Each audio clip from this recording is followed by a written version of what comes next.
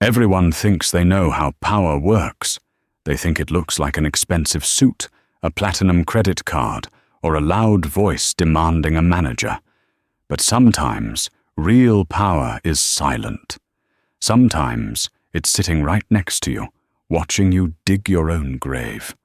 When Emmy Sterling boarded Flight 404, she thought she owned the plane. She saw a black man in seat 1A and decided he didn't belong.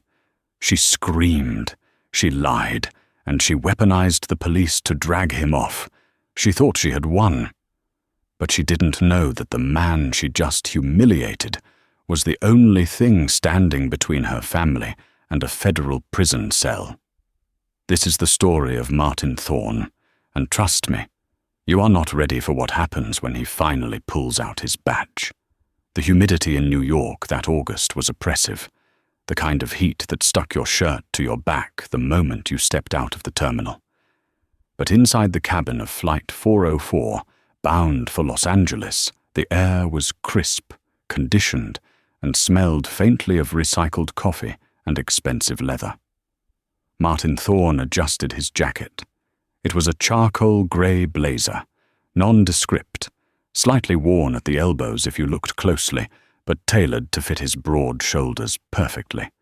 He settled into seat 1A, the prime spot in the first-class cabin. He didn't look around. He didn't take a selfie with the champagne glass the stewardess had offered.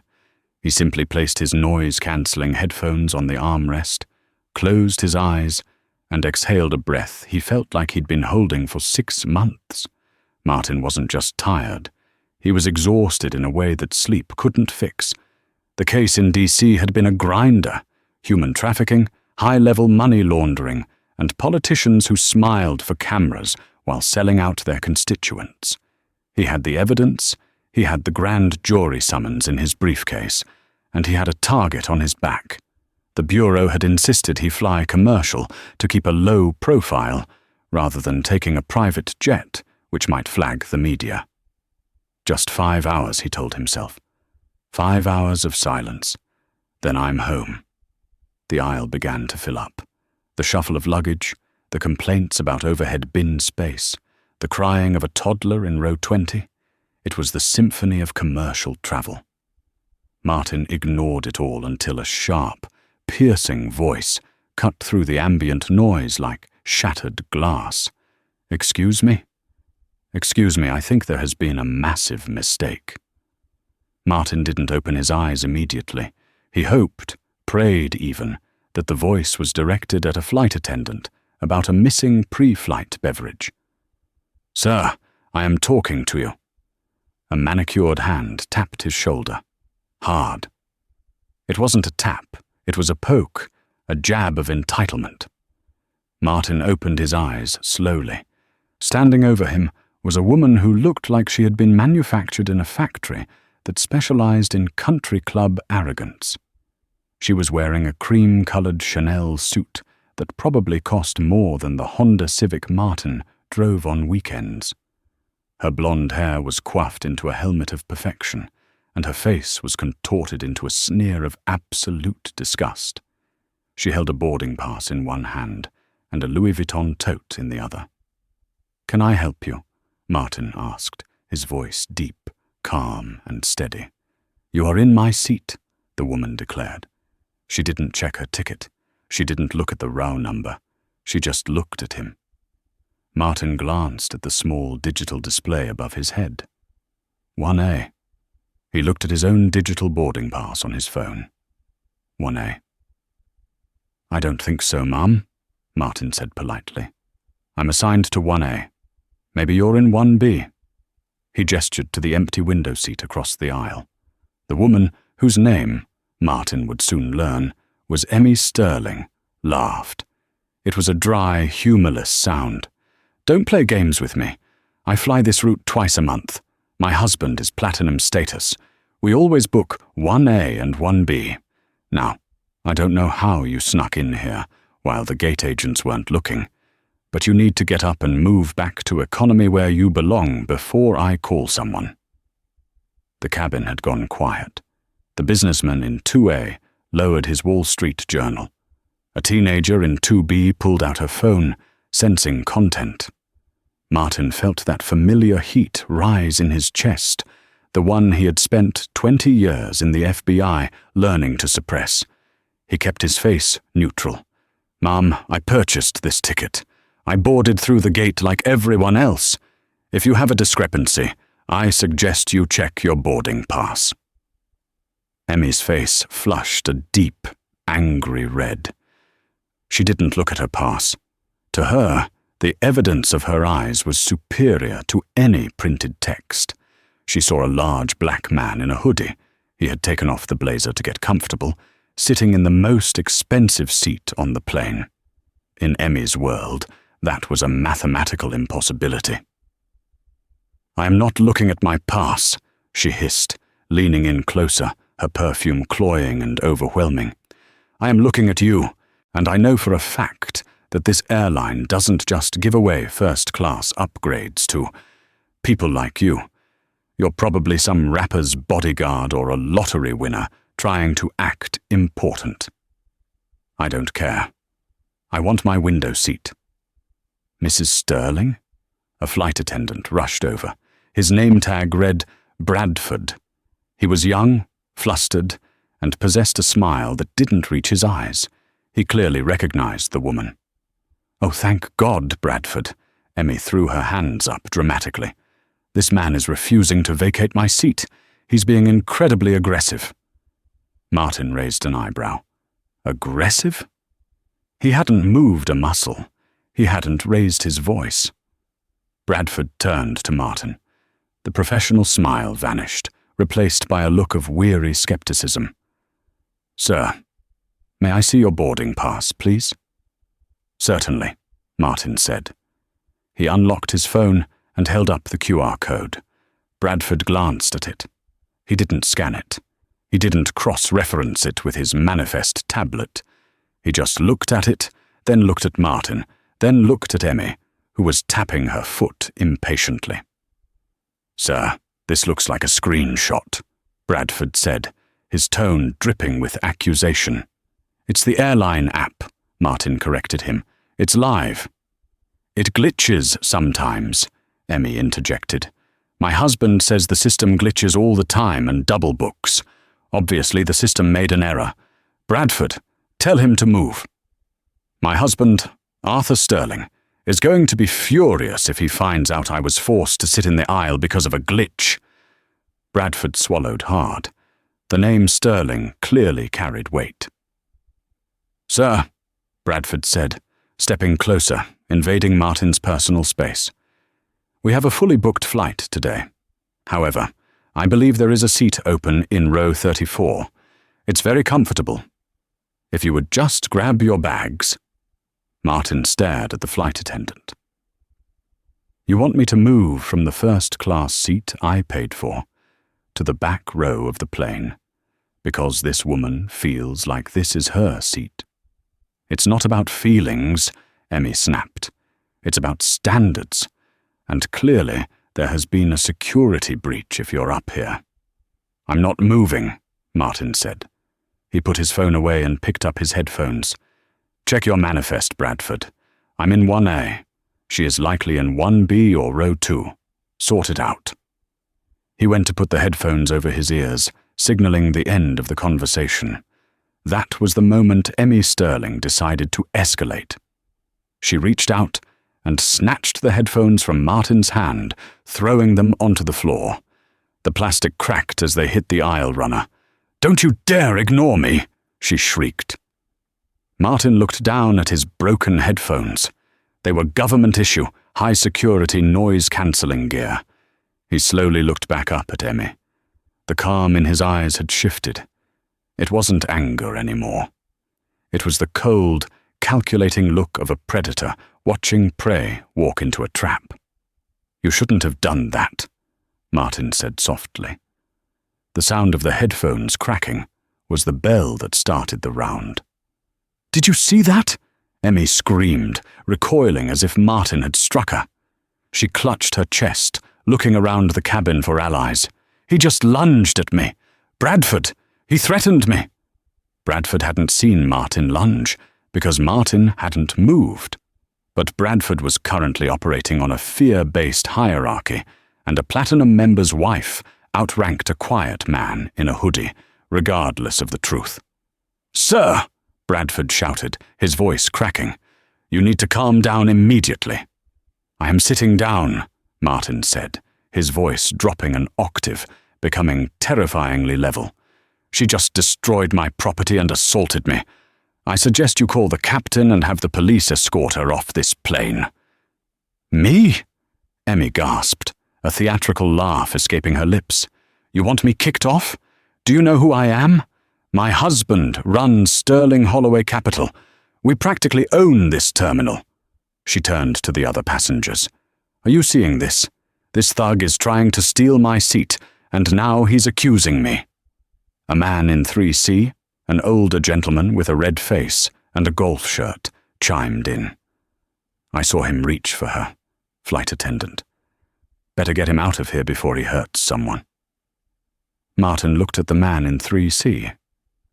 It was amazing, he thought, how quickly the pack mentality set in. They didn't see a federal agent. They didn't see a tired man going home. They saw a threat that validated their own biases. "I am asking you one last time," Bradford said, his hands trembling slightly as he reached for the intercom phone on the wall. "Grab your bag, move to the back, or I will have you removed." Martin leaned back. He crossed his arms. He knew exactly what was happening. He could have pulled his badge right then. He could have reached into his inner jacket pocket, flipped the leather wallet open, and shown the gold shield of the Federal Bureau of Investigation. He could have announced that he was a senior special agent, authorized to carry a weapon on board, and that impeding him was a federal felony. But Martin was a student of human nature. He knew that if he showed the badge now, they would apologize, shuffle him back to his seat, and Emmy Sterling would go home thinking she had just made a simple mistake. She would learn nothing. She would continue to treat people like dirt. And more importantly, Martin remembered the name Sterling, Arthur Sterling. The name was in the file currently sitting in the encrypted drive of his laptop. The FBI had been building a RICO case against a money laundering ring moving cartel cash through high-end real estate. Sterling Holloway Capital was a subsidiary of the target firm. Let her dig, Martin thought. Let her dig the hole so deep she can never climb out. Call them, Martin said to Bradford. Call the police. I'm not moving. Bradford grabbed the phone. Captain, we have a code red in first class.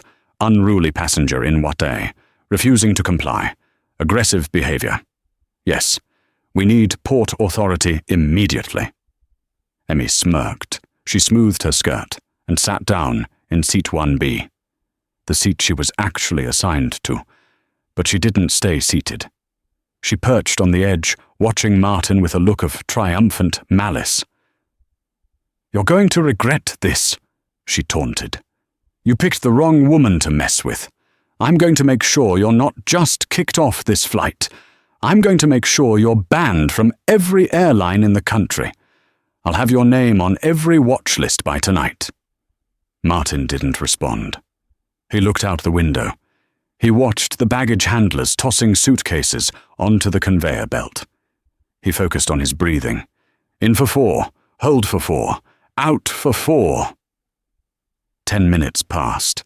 The tension in the cabin was thick enough to choke on. The air conditioning seemed to stop working.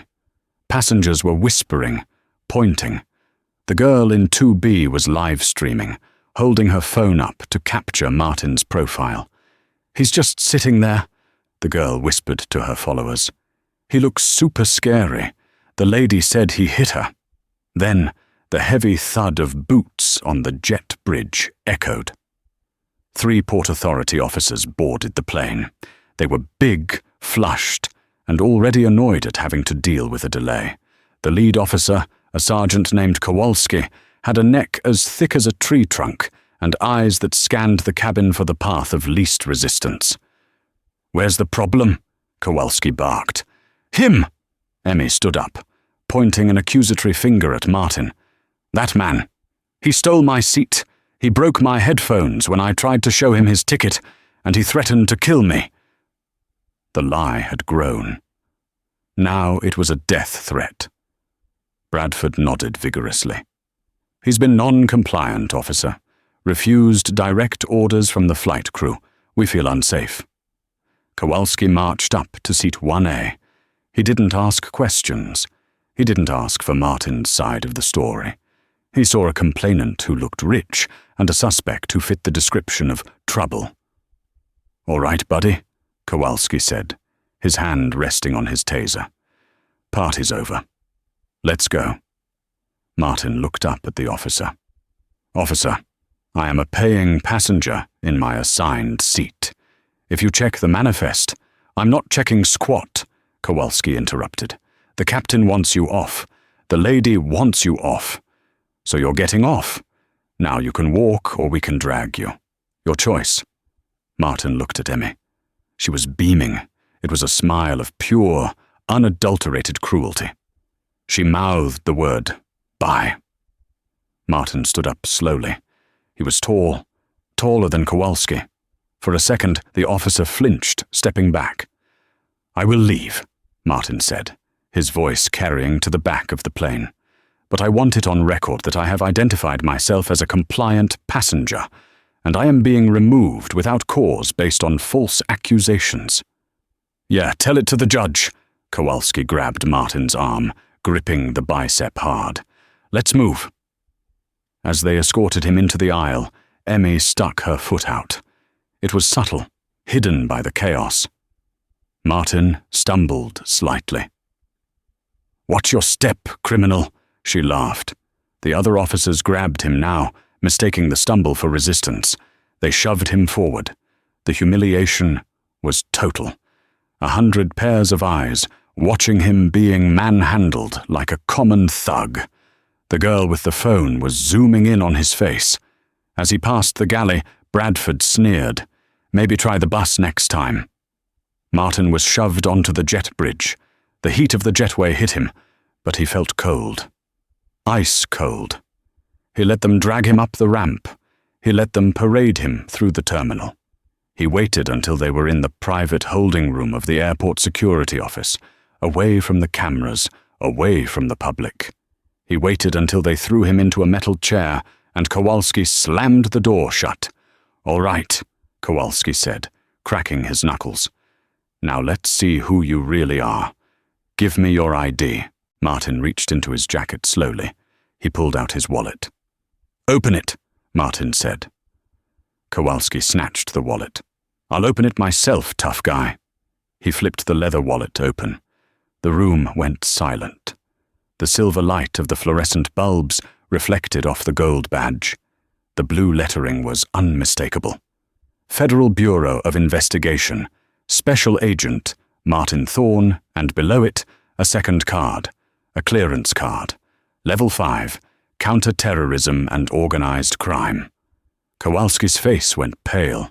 The blood drained from his cheek so fast he looked like he might faint. He looked at the badge. He looked at Martin. He looked at the badge again. "Oh," Kowalski whispered. "Oh." Sss. Martin leaned forward, resting his elbows on his knees. He smiled.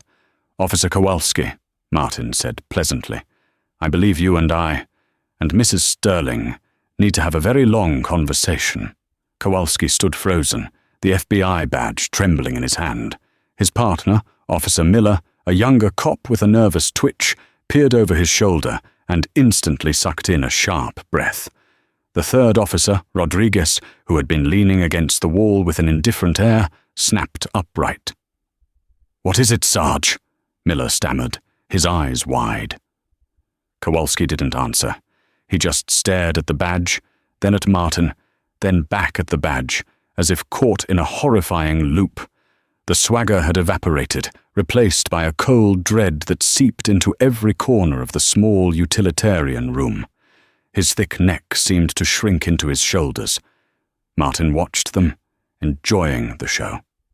This was the moment, the quiet power, the absolute, undeniable shift.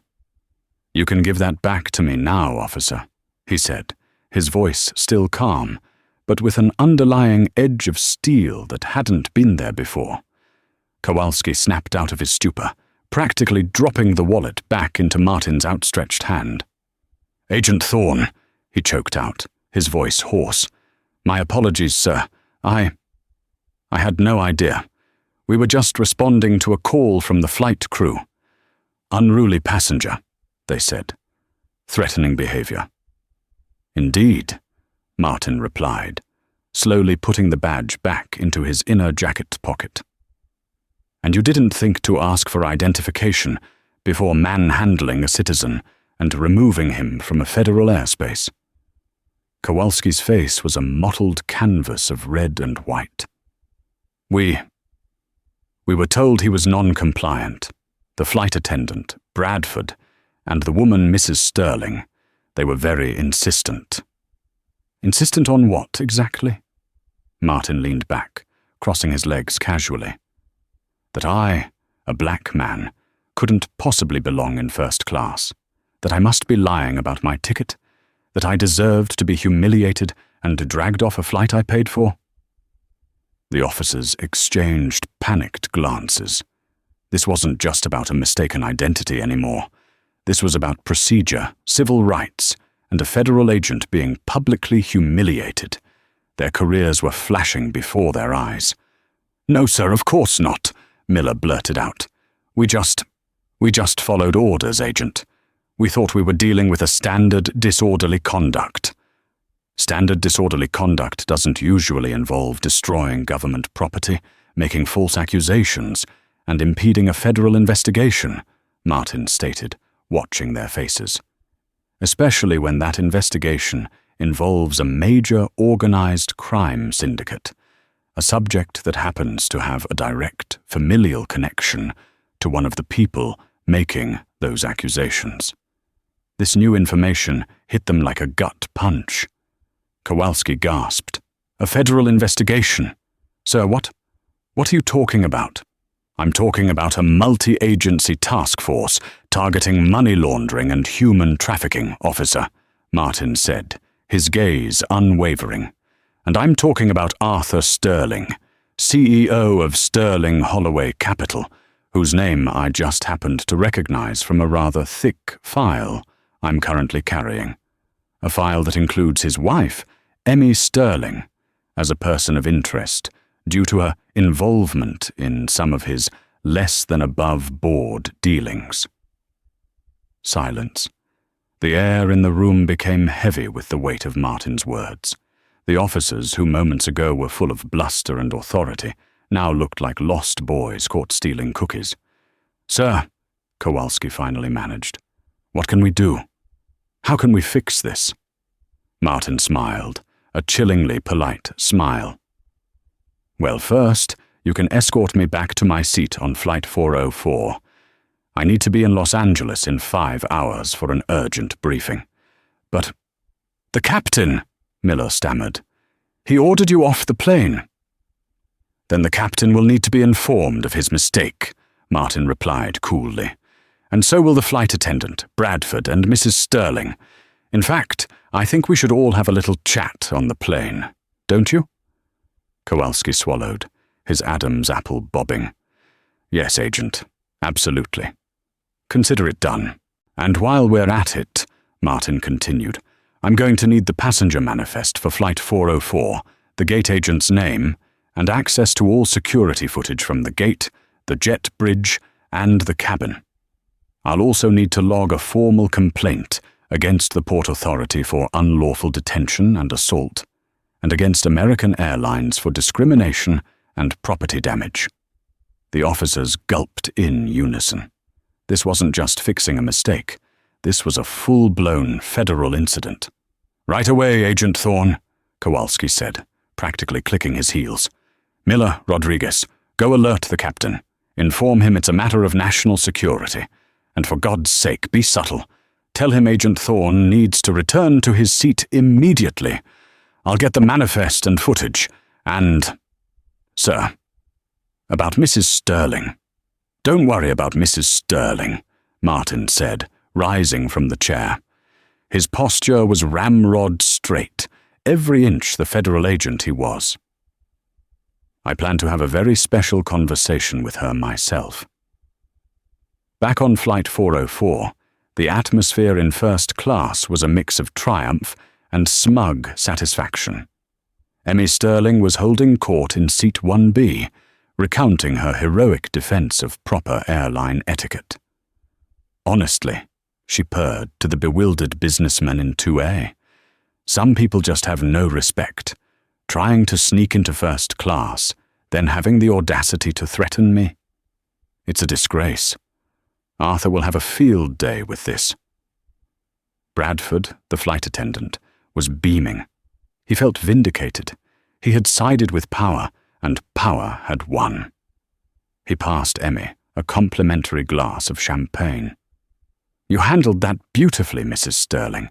Some people just don't understand how things work." The girl in 2B was still live streaming, a smug look on her face. "He got taken off, guys. Like, totally deserved it. Lady was a queen." Just then, the jet bridge door hissed open again. Everyone turned. The smiles on Emmy's and Bradford's faces faltered, then froze, then slowly curdled into expressions of horror. Walking back onto the plane, surrounded by 3 Port Authority officers who now looked utterly terrified, was Martin Thorne. He walked with a deliberate, unhurried pace, his eyes sweeping the cabin. Kowalski, his face ghostly pale, marched straight to the cockpit door and whispered frantically to the captain, who emerged looking confused, then alarmed, then positively green.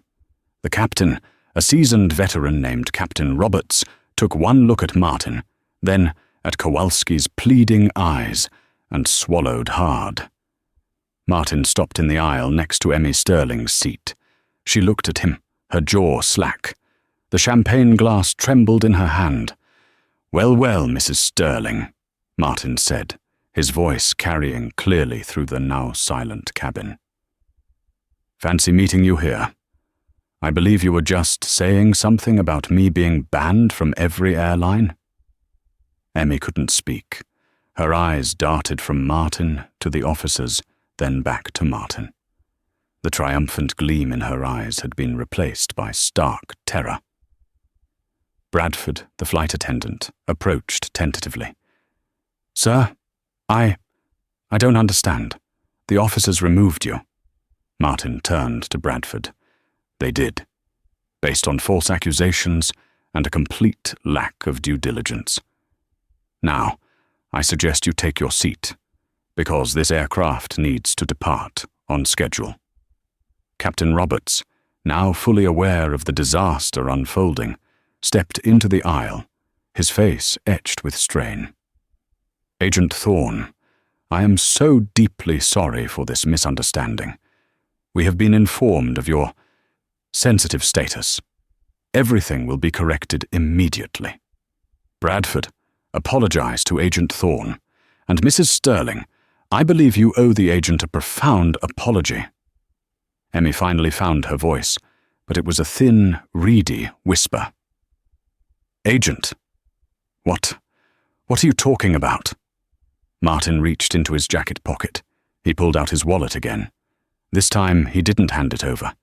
He opened it slowly, deliberately, revealing the gold shield of the FBI, holding it up for everyone to see.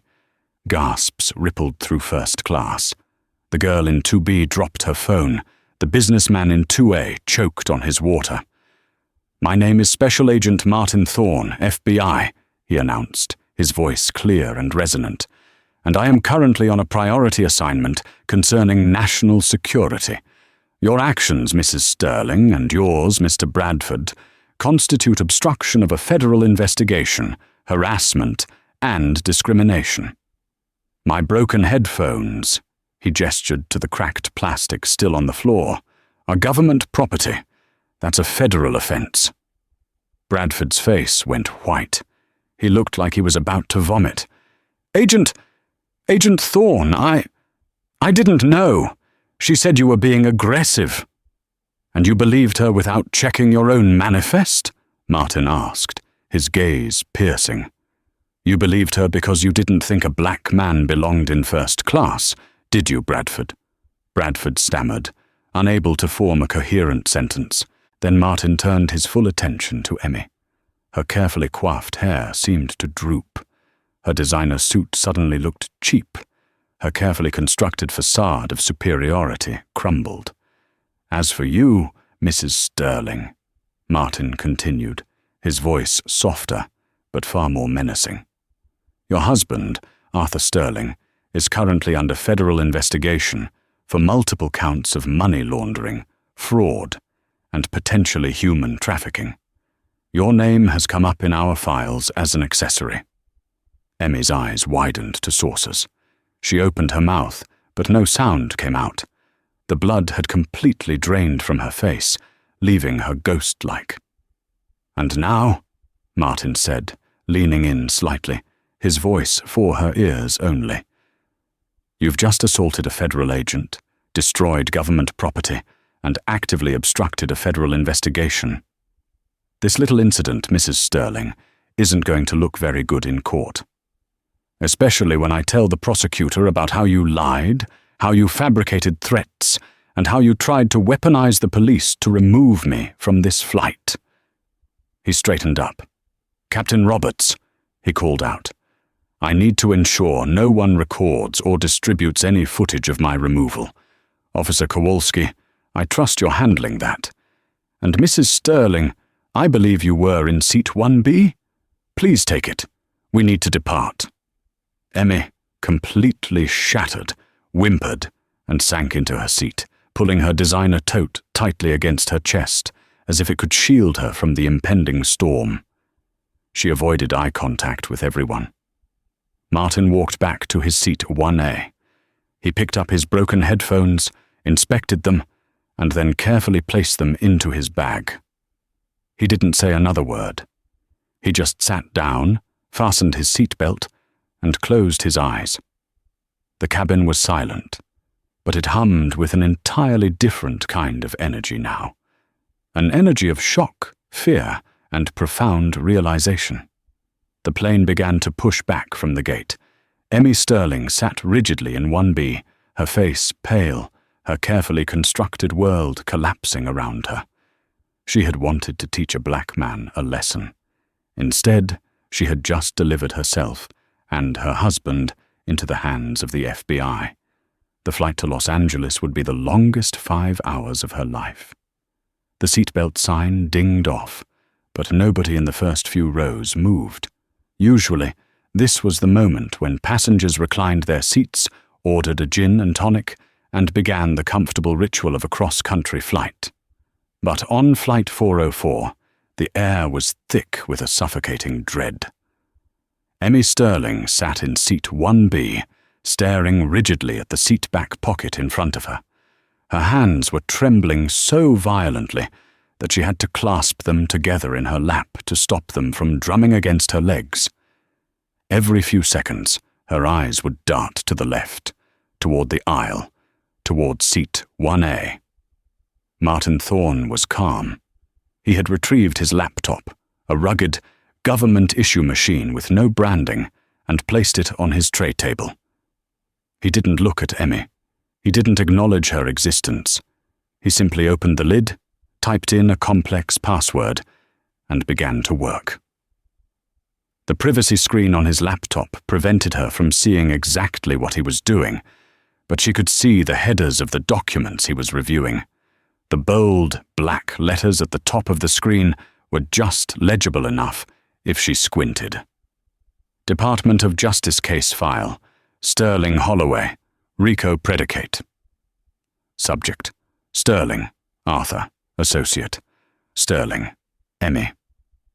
Emmy felt the blood drain from her extremities. It wasn't just a threat, it was real. He was literally reading her criminal file 3 feet away from her. Bradford, the flight attendant, was having a nervous breakdown in the galley. He was rearranging the miniature liquor bottles for the 10th time, his hands slick with sweat. He knew he had to go out there. He had to provide service. It was his job. But the thought of walking past 1A, past the man he had sneered at, the man who held the power to end his career with a single phone call, was paralyzed him. Finally, the lead flight attendant, a stern woman named Beatrice, who had been working in coach during the incident, came forward. She had been briefed by the captain. She glared at Bradford, shoved a drink cart into his hands, and whispered, "Fix it. Or don't bother coming in on Monday." Bradford pushed the cart into the aisle. The wheels squeaked. It sounded like a scream in the quiet cabin. He stopped at 1A. "Mr. Agent Thorne?" Bradford's voice was a high-pitched squeak. Can I get you anything? A drink? Some warm nuts? We have a reserve scotch that isn't on the menu." Martin stopped typing. He didn't look up immediately. He let the silence stretch, let Bradford stew in his own anxiety. Then, slowly, Martin turned his head. His eyes were devoid of anger, which was somehow worse. They were completely indifferent. "Water," Martin said. "Bottle, sealed." The implication was clear. "I don't trust you not to spit in a glass." Bradford scrambled, fumbling with a bottle of Evian. "Yes, sir, absolutely. And, sir, I just want to say, again, I am so incredibly sorry. I was just following what I thought was—" "Bradford," Martin interrupted, his voice low. "You profiled me. You saw a black man in a hoodie and assumed I was a threat. You took the word of a woman because she had a designer bag and I had a broken pair of headphones. You didn't check the manifest. You didn't follow protocol. You just acted on bias." Martin took the water bottle. "We'll discuss your employment status when we land. I'm sure the airline's ethics board will be very interested in your version of events." Bradford looked like he had been slapped. He nodded mutely, tears welling in his eyes, and hurried to the next row. He didn't even ask Emmy what she wanted. He just bypassed her completely. Emmy felt a surge of indignation, but it was quickly drowned out by fear. She needed to talk to Arthur. She needed to warn him. She reached for her phone. "I wouldn't do that," Martin's voice cut through the air. He wasn't looking at her. He was still typing. Emmy froze, her hand hovering over her Louis Vuitton tote. "Excuse me." "The Wi-Fi on this flight is unsecured," Martin said, sounding like he was commenting on the weather. "And considering you are currently a person of interest in a federal investigation, any communication you attempt to make, texts, emails, calls via Wi-Fi, is liable to be intercepted and used as evidence of collusion or obstruction of justice." He finally looked at her. "If you text your husband to warn him that the FBI is coming, that's a felony, Mrs. Sterling. Tampering with a witness. Destruction of evidence. That adds another 5 to 10 years to the sentence." Emmy slowly pulled her hand back. She felt like she was in a cage at 30,000 feet. "You can't do this," she whispered, her voice trembling. "We have lawyers, powerful lawyers. Arthur plays golf with senators." Martin chuckled. It was a dark, dry sound. "Mrs. Sterling, the case I'm building involves the laundering of cartel assets through commercial real estate. Do you really think a senator is going to stick his neck out for Arthur when the headlines hit? They're going to run from you like you're radioactive." He tapped a key on his laptop with finality. "In fact," Martin added, checking his watch, "based on the timeline of the raids we coordinated for this morning, the FBI is likely knocking on your front door in Greenwich right about now." Emmy gasped. She squeezed her eyes shut.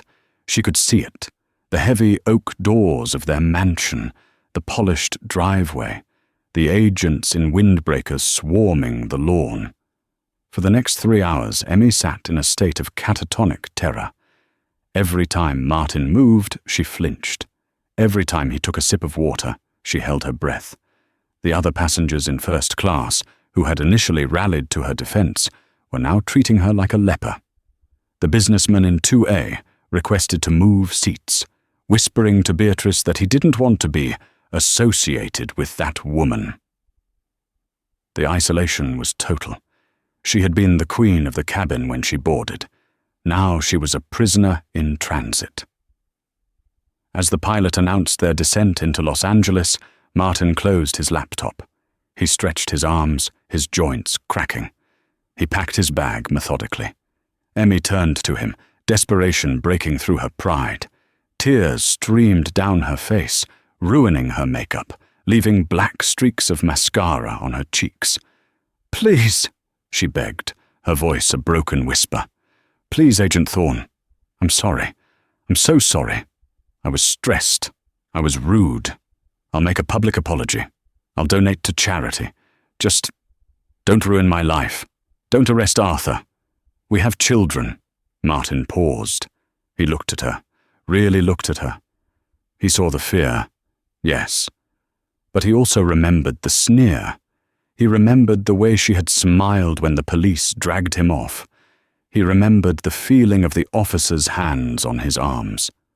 "You didn't care about my life when you tried to have me thrown in jail 2 hours ago," Martin said softly. "You didn't care if I lost my job or my reputation. You just wanted to win."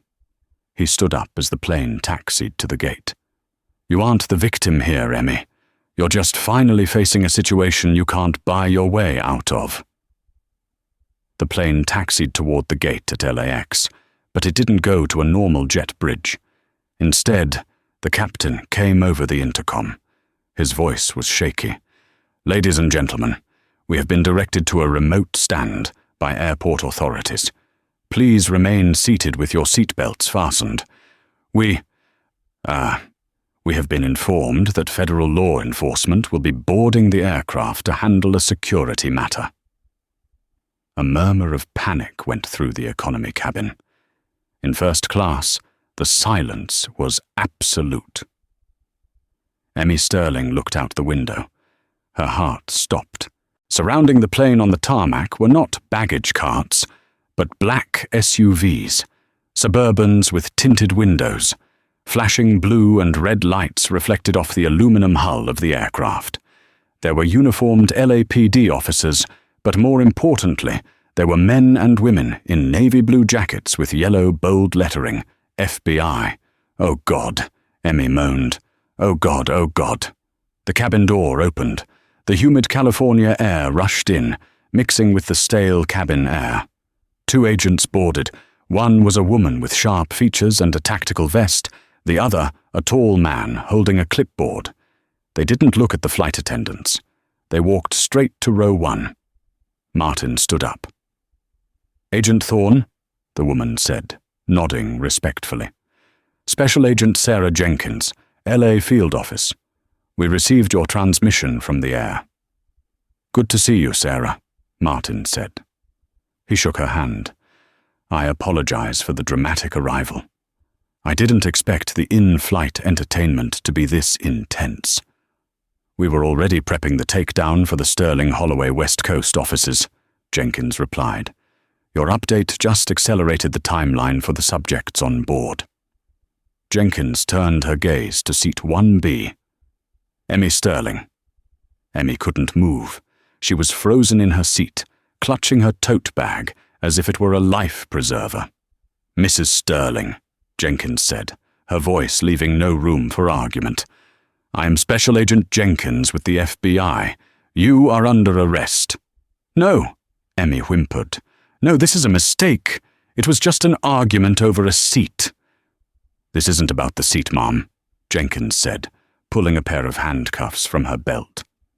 "Though assaulting a federal officer will be added to the charge sheet. You are under arrest for conspiracy to commit wire fraud, money laundering, and aiding and abetting a criminal enterprise." Jenkins signaled to her partner. "Please stand up, Mrs. Sterling." Emmy didn't stand. She couldn't. Her legs had given out.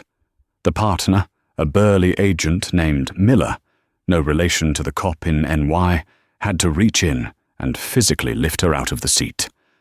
"My husband!" Emmy shrieked, the reality finally snapping her mind. "Call Arthur. He'll fix this. He'll have your badges." Jenkins paused as she snapped the cuffs onto Emmy's wrists. The metal clicked shut, a sound that echoed through the cabin. "Your husband is currently in custody in New York, Mrs. Sterling," Jenkins said calmly. "We picked him up at his office an hour ago. He was trying to shred documents. I don't think he'll be fixing anything for a very long time."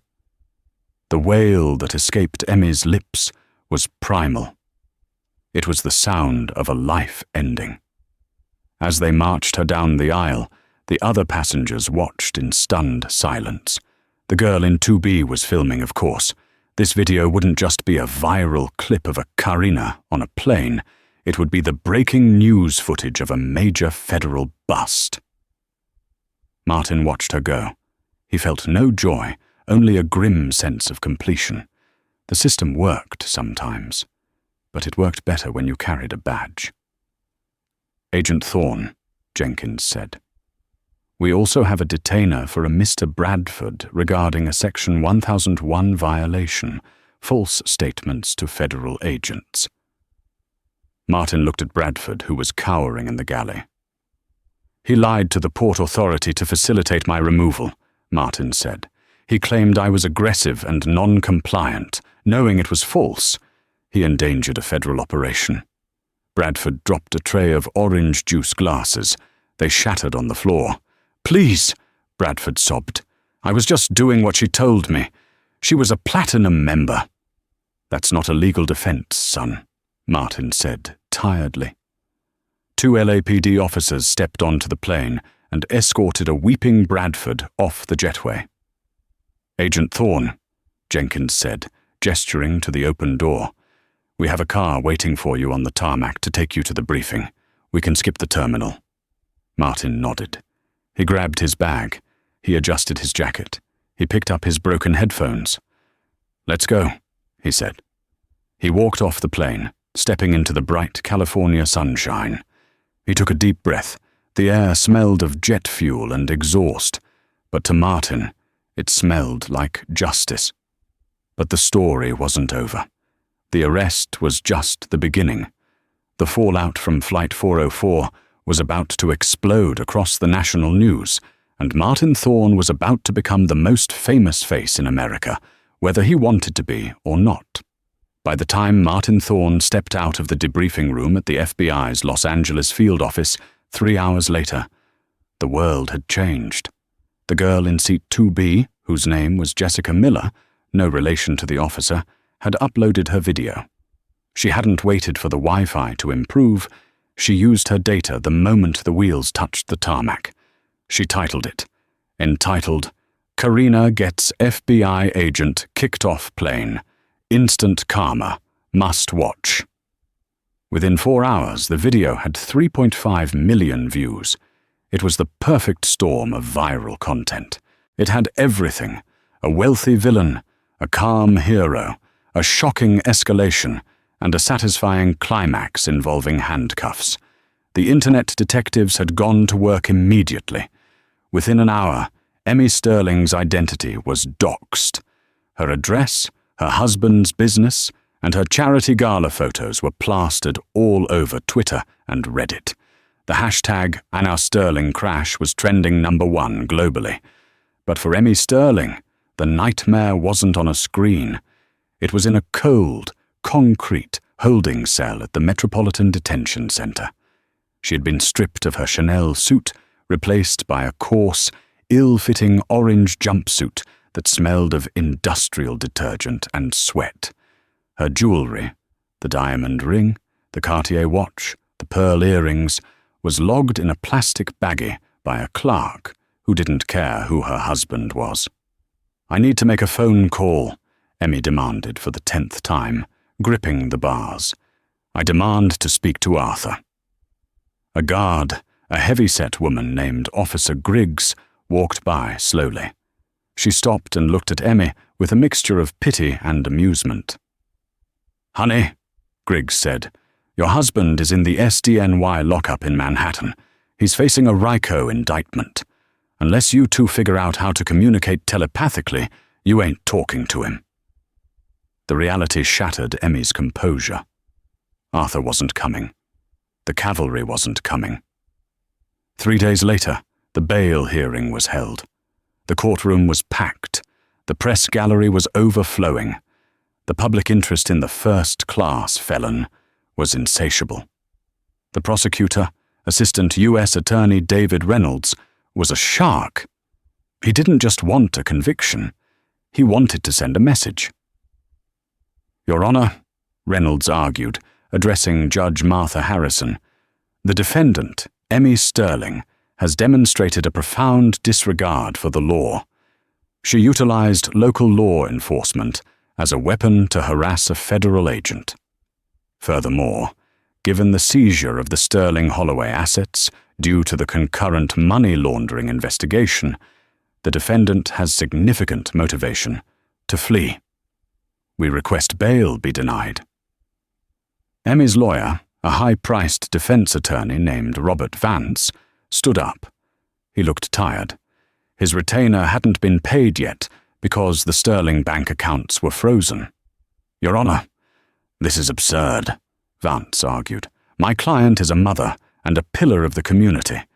This was a misunderstanding over a seating assignment, blown out of proportion by an overzealous agent." Judge Harrison peered over her glasses. She looked at Emmy, who was trying to look small and sympathetic. "Mr. Vance," the judge said, her voice dry, "I have watched the video. The whole world has watched the video. Your client didn't just argue over a seat. She fabricated a death threat. She destroyed government property. And she impeded a counter-terrorism agent during an active operation. Bail is denied. The defendant is remanded to custody." The gavel banged. It sounded like a gunshot. Emmy screamed as the marshals took her arms. 6 months later, the trial began. It was a massacre. Martin Thorne took the stand on the second day. He wore the same charcoal suit he had worn on the plane. He was calm, precise, and devastatingly professional. "Agent Thorne," Reynolds asked, "did you at any point threaten Mrs. Sterling?" "No," Martin replied. "Did you touch her?" "No." "Why didn't you show your badge immediately?" Martin looked at the jury. "Because, Counselor, a badge is a tool of authority, not a pass for special treatment. I was a paying passenger. I attempted to resolve the conflict as a civilian. I only revealed my credentials when the situation escalated to an unlawful detention that threatened national security." The jury nodded. They liked him. He was the adult in the room. Then came the star witness against Emmy. Bradford, the flight attendant. Bradford had taken a plea deal. In exchange for a reduced sentence of probation and community service, and a lifetime ban from working in aviation, he agreed to testify truthfully. "She told me to do it," Bradford said, weeping on the stand. "She said her husband would get me fired if I didn't move him. She told me to lie to the police. She said, 'Tell them he threatened to kill me.'" "And did he?" Reynolds asked. "No," Bradford whispered. He never raised his voice. Emmy watched from the defense table, her face a mask of horror. Her allies had turned. Her money was gone. Her husband was already negotiating a 20-year sentence in New York to avoid life in prison. She was all alone. The sentencing hearing took place on a rainy Tuesday in February. The media frenzy had died down slightly, replaced by the grim reality of the justice system. Emmy Sterling stood before Judge Harrison. She looked 10 years older than she had on the plane. Her hair was graying at the roots, no salon visits in federal lockup. Her skin was sallow. "Mrs. Sterling," Judge Harrison said, reading from a thick file, "you have been found guilty of assault on a federal officer, destruction of government property, making false statements to law enforcement, and obstruction of justice." The judge paused, taking off her glasses. "But beyond the statutes, There is the matter of character. You viewed your fellow man not as a human being, but as an obstacle to your comfort. You weaponized your privilege. You tried to destroy a man's life because you didn't like the way he looked in your cabin. Emmy trembled. "I'm sorry," she whispered. "I just want to go home." "You don't have a home anymore, Mrs. Sterling," the judge said, brutally honest. "The Greenwich property has been seized by the Asset Forfeiture Division. Your husband is incarcerated. Your children are with relatives." The judge put her glasses back on. For the count of assault, 5 years. For obstruction, 5 years. Sentences to run consecutively.